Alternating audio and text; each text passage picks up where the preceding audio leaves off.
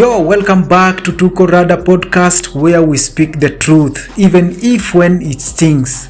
I am your host Alpha, and today we are cutting deep into something that all over the streets.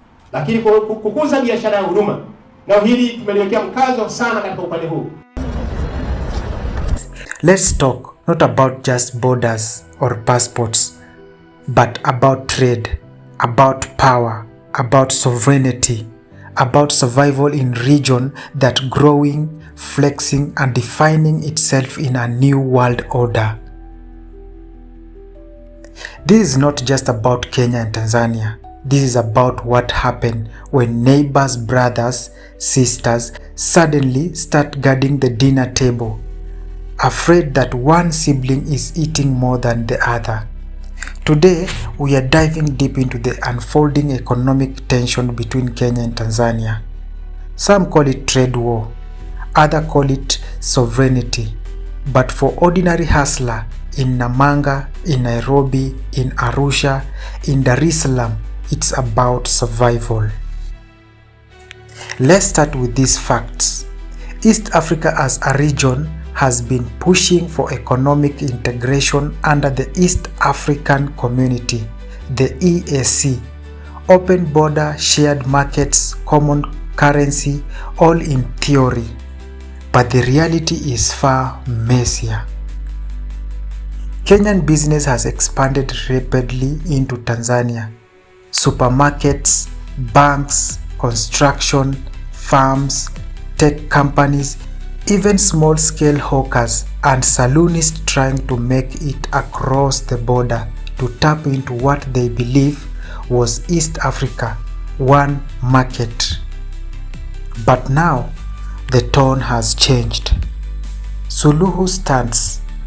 Under President Samia Suluhu Hassan, Tanzania is turning a new page, one that's unapologetically Tanzania first. Just recently, we've seen increased crackdown on foreign traders operating in Tanzania without proper documentation, license revoked, permits denied, shops closed, and yes, a good number of these affected are Kenyans. Suluhu has made it clear, Tanzania is open for business, but not for exploitation.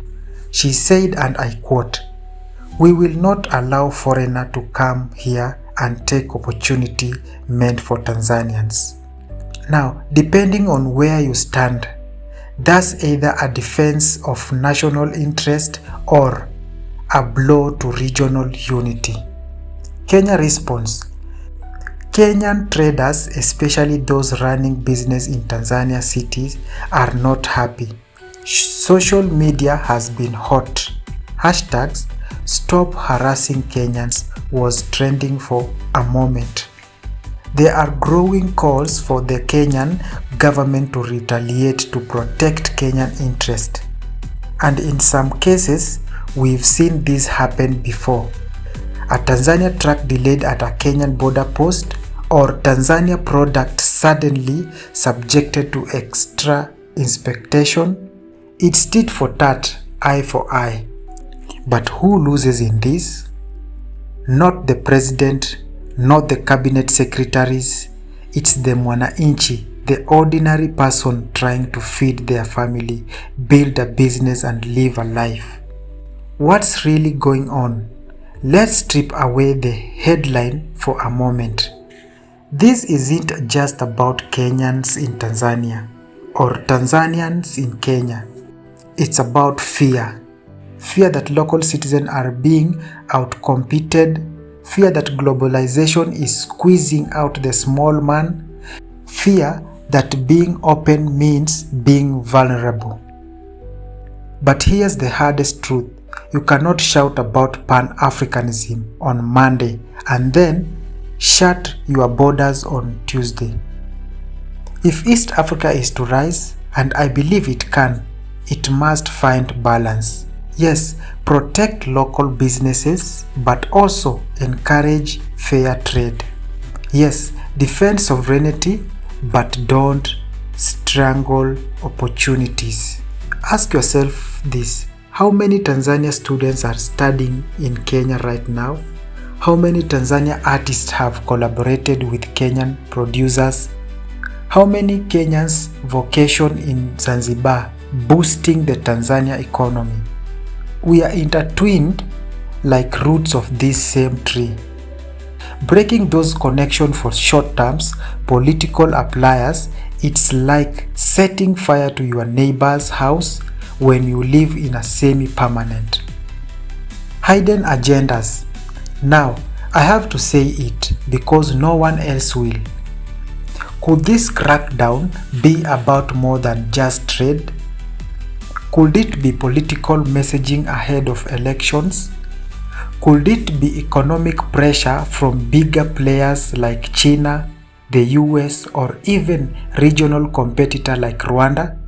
Don't forget, when countries faces internal pressure, rising youth unemployment, inflation, foreign debt, it's very tempting to blame outsiders.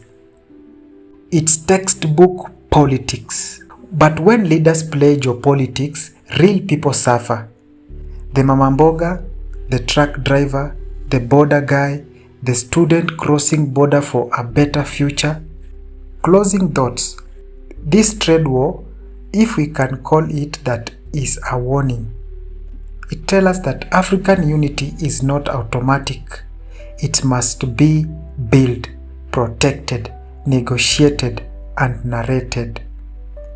Kenya and Tanzania are not enemies, but if pride, protectionism, and political ego are not managed, they could become something worse.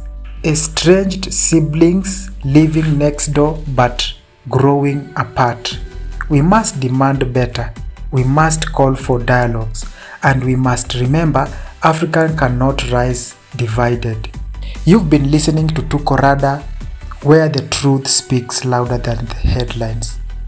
If this podcast challenges your thinking, like, share, and subscribe, and let's talk in the comment section. Is Suluhu protecting Tanzania or killing the spirit of East Africa unity? Until next time, stay alert, stay radical, stay real. My name is Alpha. One love. Peace.